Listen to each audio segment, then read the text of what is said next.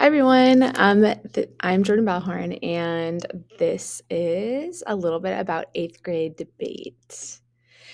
So about me, I'm originally from Michigan. This is my fifth year at IMS. I graduated with a bachelor's degree in secondary education and group social studies at Grand Valley State University. So I'm certified to teach social studies. Grades 6 through 12. And I also speak a little French. That was my minor in college.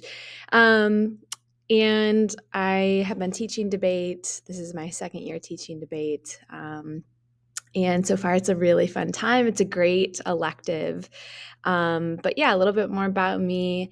So, from Michigan, and really the pinky part of the state, in a small town called Traverse City. That's where I grew up. Very fun beach town. Tourist spot in the summer and in the winter for some skiing. And so I just love it there. It's a great place to be. But I've been loving my time in Seattle as well. I live in Queen Anne. And just have been enjoying the Pacific Northwest. It's such a unique spot. I enjoy hiking and being outside, but it's also really nice to have access to all the great restaurants and art scenes in the city as well. Okay, so what we are going to be learning in debate. So the kids are really thinking about their skills of argument, speaking, and listening. These are our main standards for the class.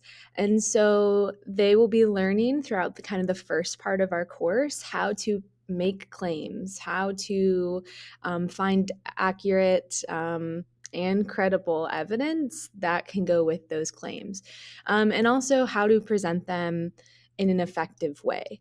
So, how will they engage with their audience and the judges? And then, probably most importantly in debate, how do we listen effectively?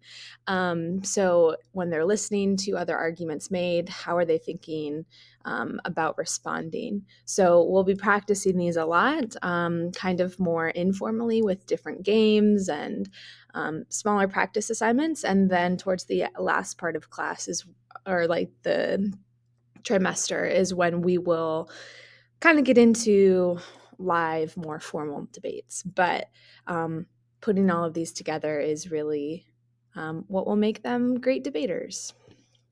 So I love to bring this up because I'm really proud of all of your students for signing up for debate. I think it's such an important skill in society, especially because our society just seems so polarized. And I think it's really awesome that they chose to sign up. Maybe because they thought they liked to argue, but I think it's really important that they're going to be learning the skills of listening and what effective dialogue is. So I love this quote here from Ken Johnson: "If I expect you to be open to my idea, then I must be open to your idea." So that's kind of how we run things in debate. So your students will be working in groups and individually for their more formal live debates at the end of the trimester. They will be working in either groups of 2 or 3, so teams, and collaborating on those arguments and presenting them. And so it is really fun for kids to kind of work with their classmates, but also have time individually to show me their skills. And throughout the whole course, there's lots of feedback on what they're doing. So they'll have multiple opportunities to show me new evidence of what they've learned. I do put this in there that we do not debate human rights or dignity because that's not up for debate. So we'll have various topics for students to debate, but just human rights is not one of them. So in class debates, these are kind of, I would say, mid-October to the very end of the trimester is where students will work in teams.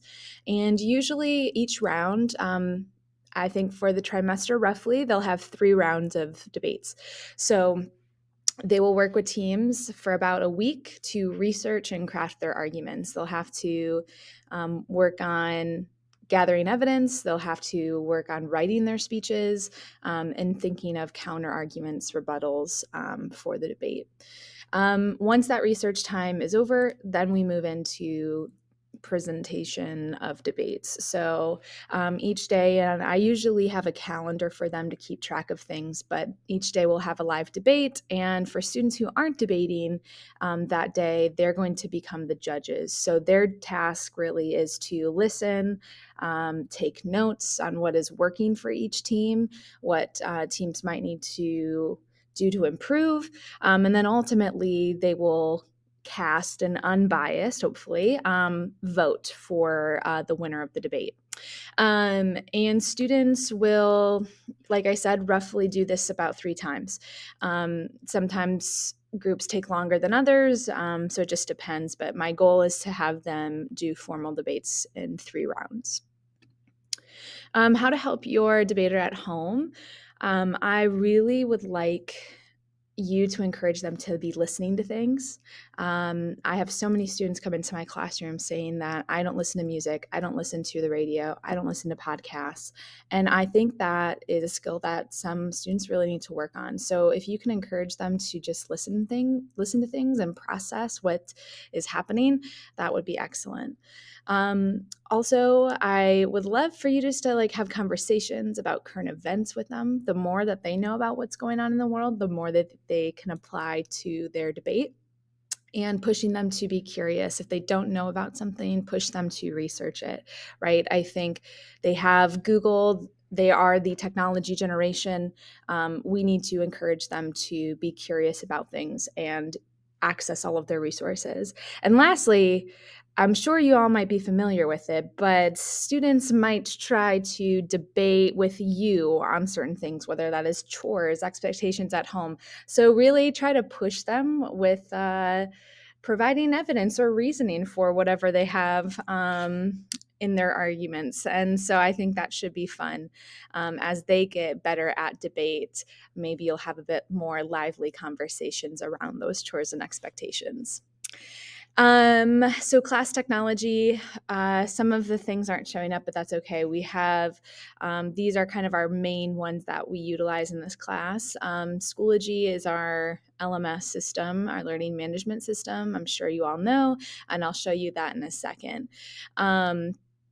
But GimKit we use to kind of get to know one another. Google Slides, each class has a daily slides deck. So if your student is ever absent, they can go into our weekly folder and find that. Tour of Schoology, I'm going to skip that for right now, but I can send out a screencast of the tour of our Schoology page if you would like. So at the end, please feel free to email me about that. Standards-based grading, this is what we use in our at IMS for every class. And so the big thing about this is that students and their grades, it will reflect growth over time. And we use proficiency skills and rubrics to make sure students are aware of how they will earn a certain grade. And so just know that, students might not always be at a 4 right away. Sometimes it takes time and lots of practice to get to a level 4. And so my goal is to make sure students are at a 3 by the end of the trimester, if not a 4. So just if you have any questions about standards-based grading, please don't hesitate to reach out to me. The soft skills, so behavior is not graded, but it is really important that students in debate come prepared, are in class practicing what they need to be practicing and engaging with the work so that they have multiple opportunities to show their learning and receive feedback. Okay, so like I said before in the last slide, students will have multiple opportunities to show their learning. So redos are always available. And for the most part, in debate, we do have level 3 and 4 opportunities, but sometimes there will be practice or assignments that are only level 2 or 3, and I will make sure that you're aware of that. Okay. Homework practice outside of school is probably very limited for debate. Most of the time, students are collaborating together in class. That being said, when we get to the live debates, sometimes students might need a little extra time outside of class to get something done. So I really want you to encourage your Gator to use Gator time, because that is such a great place where students can work on things for 15, 20 minutes. So I really encouraged that at the end of each day. I think I'm going to skip this because I already discussed late work and redos, but late work is always accepted until the end of a unit, and redos are always available on any assignment. Contacting me, so email is the best, but if you prefer phone call, I do have my phone number on the school's website, and you could always email me and say, can we set up a Zoom or set up a phone call or an in-person meeting, and I would be more than happy to do that. I do respond typically within 48 hours, if not faster. And then I am setting kind of boundaries this year of not responding to students past 3:30 p.m. But if they send me a message in the evening, I will get back to them as soon as I get to school the next day. And if you have any questions or want to give me a comment or anything else, please go ahead and scan this QR code with your phone or other device, and I will get that notification from you. I just want to say thank you for all that you do. It's really awesome to be part of the IMS community, and I just love the team that we create to help your students have such an good eighth grade year. If I either have them just for one trimester in debate or if I have them for social studies, it's really awesome. And I appreciate everything that you do at home. All right. Thanks, everybody. I hope that you have a lovely rest of your day.